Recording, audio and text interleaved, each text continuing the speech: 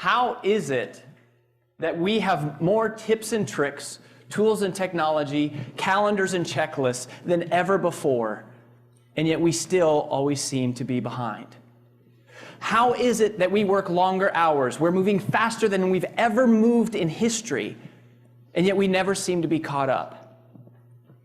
How is it that we know more about time management today, and yet stress is at an all-time high?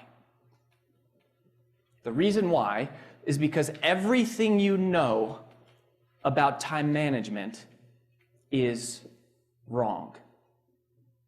The second is that even though everything that you've ever heard about time management is all logical, tips and tricks, tools and technology, calendars and checklists, it's apps, it's all logic. What I realized in that moment from a 2-year-old is that today time management is no longer just logical. Today, time management is emotional. And how our feelings of guilt and fear and worry and anxiety and frustration, those things dictate how we choose to spend our time as much as anything that's in our calendar or on our to-do list. In fact, there is no such thing as time management. You can't manage time. Time continues on whether we like it or not. So there is no such thing as time management. Really, there is only self-management. Well, that was the first big realization that I had. In order for you to understand the second, I want to take you on a quick history of time management theory. And that really began in the late 50s and 60s. And it came during the Industrial Revolution. And early time management thought was all about, it was one-dimensional. And it was all based on efficiency. And the idea with efficiency was that if we could develop tools and technology to help us do things faster, then theoretically that would give us more time. Well, there's nothing wrong with efficiency. All things being equal, efficiency is better. And yet, there is an unfortunate limitation to efficiency as a strategy for time management. And it's evidenced very well by the fact that we all carry around miniature computers in our pockets, and yet somehow we're still never caught up. Well, in the late 80s, Era 2 time management thinking emerged. I feel like it was pretty much single-handedly ushered in by the late, great Dr. Stephen Covey. And Dr. Covey introduced what we are referring to as two-dimensional thinking. He gave us something called the time management matrix, where the x-axis was urgency and the y-axis was importance. And the beauty about this was that it gave us a system for scoring our tasks. And then based on how they scored in these two areas, we could prioritize tasks one in front of the other. Prioritizing is all about focusing first on what matters most. And for the last 20 years, this has really been the pervasive mode of thinking as it relates to time management theory. And it's not that there's anything wrong with prioritizing. In fact, prioritizing is as valuable a skill today as it ever has been in history. And yet, even though we throw that word around like it's the end-all be-all to time management theory, right? We say, get your priorities in order. Or it's just, you don't have the right priorities. Well, unfortunately, maybe that's not really the case.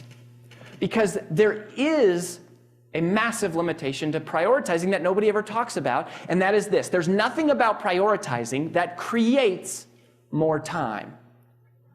All prioritizing does is take item number 7 on your to-do list and it bumps it up to number 1, which is valuable in and of itself, but it doesn't do anything inherently to create more time, and it does nothing to help you accomplish the other items on your to-do list.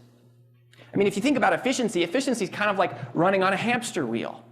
And if you think of prioritizing, it's really about borrowing time from one activity to spend on another. It's kind of like juggling. And that really describes the way that we even talk about time. I'm juggling a lot, or I'm trying to balance a lot. And in that paradigm, there's only two strategies. One is to do things faster or to do more things. And that is what the world kind of feels like, right? How does it feel to know that really all we are is a bunch of juggling hamsters sprinting towards an inevitable crash landing? You cannot solve today's time management problems with yesterday's time management thinking.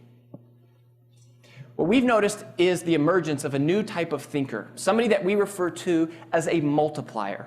And multipliers use what we call three-dimensional thinking. While most people only make decisions based on urgency and importance, multipliers are making a third calculation, which is based on significance. And if urgency is how soon does something matter, and importance is how much does it matter, then significance is how long is it going to matter.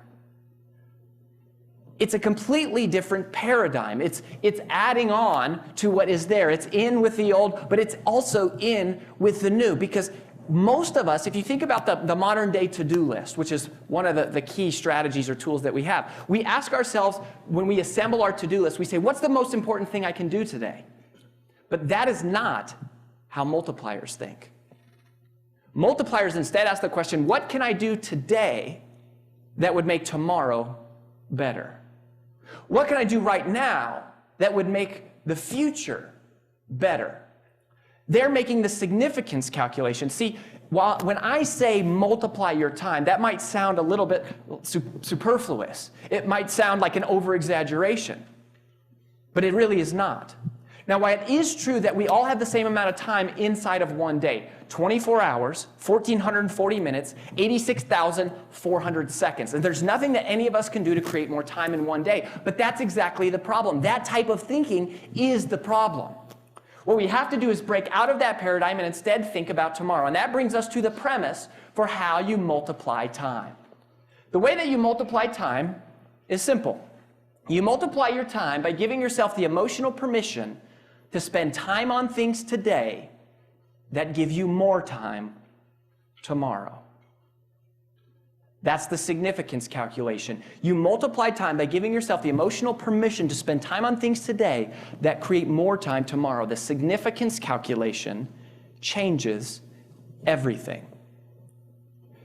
The focus funnel is our attempt to create a visual depiction that codifies the thought process that multipliers go through in their head unconsciously when they are evaluating how to spend their time. It's why some people create extraordinary, explosive, exponential results, and other people seem to kind of just create linear traction.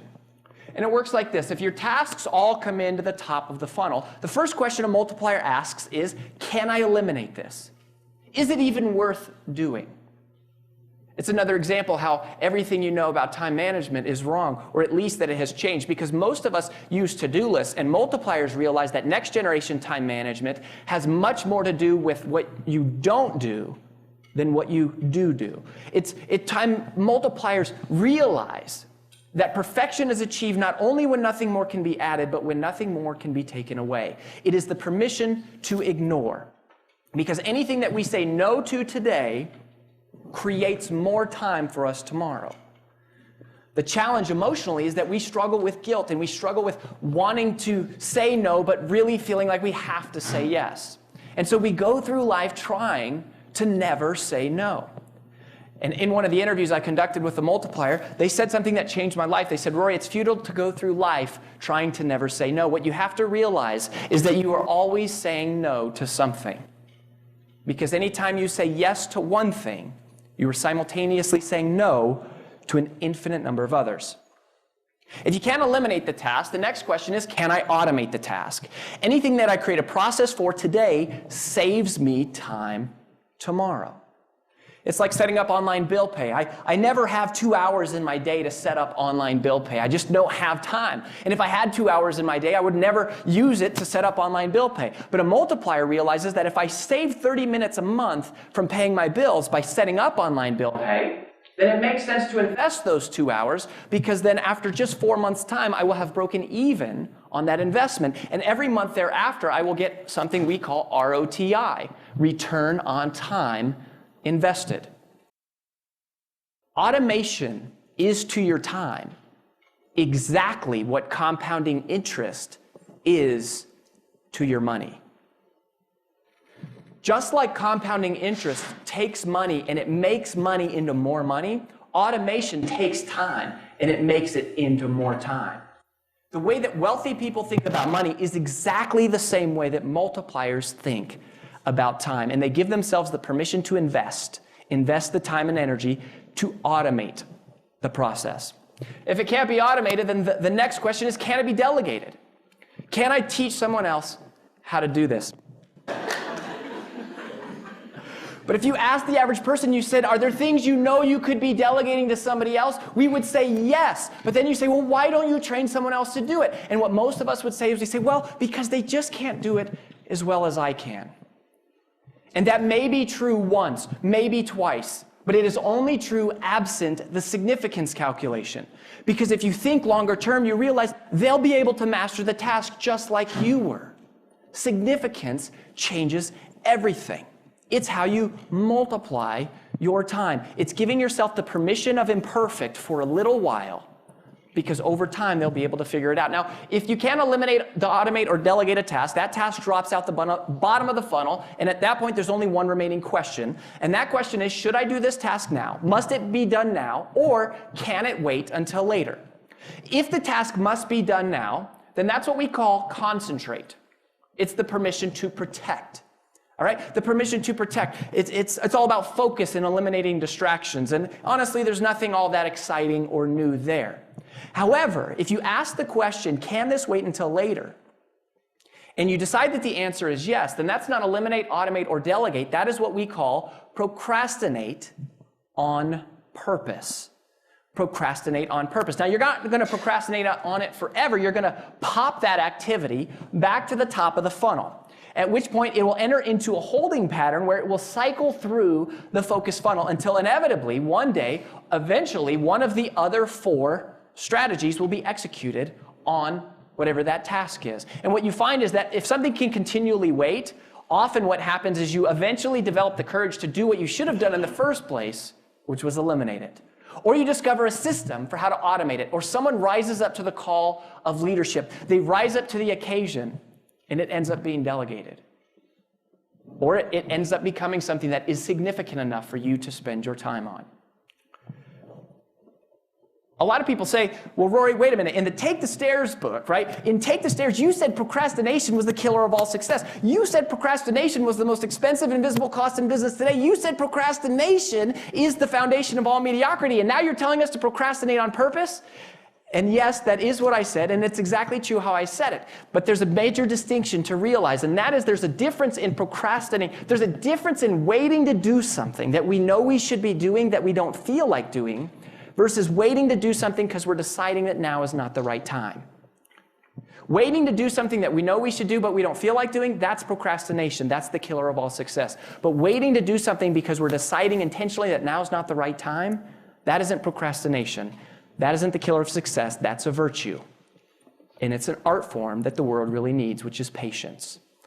The patience to put off the insignificant things, like checking email 24 hours a day, 7 days a week. You multiply your time by giving yourself the emotional permission to spend time on things today that create more time tomorrow.